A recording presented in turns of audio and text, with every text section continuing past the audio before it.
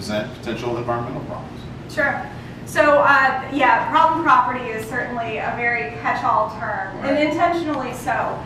So it could include everything from a vacant piece of land that was formerly commercial and industrial that is contaminated. It could be a single residential lot that has dumping of construction materials on it.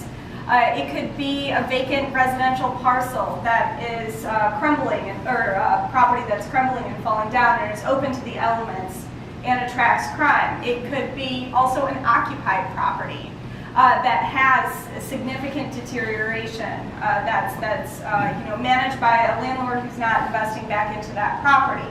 So it really sort of spans the gamut. In addition to the physical problems that I just mentioned, though, there are also a variety of other title issues. So in many communities, and not just in Michigan, but elsewhere, we have these problems with respect to the transition of property from owner to owner. So they may be vacant. It may be on a very visible commercial corridor or right on a river. And that property is going through tax foreclosure and mortgage foreclosure. And it's just a difficult sort of ownership situation where it's going to take years to figure out, okay, who actually owns it and how do we transition it to a more productive use.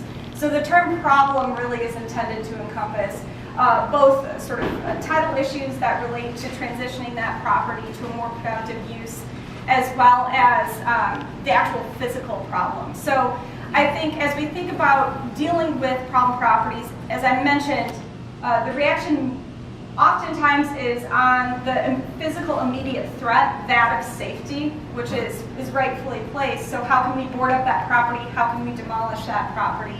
But I think the longer term threat really has to do with contamination, both in terms of lead and asbestos, as we're demolishing these properties in many communities where lead and asbestos is highly present, and also how we're cleaning up the actual land.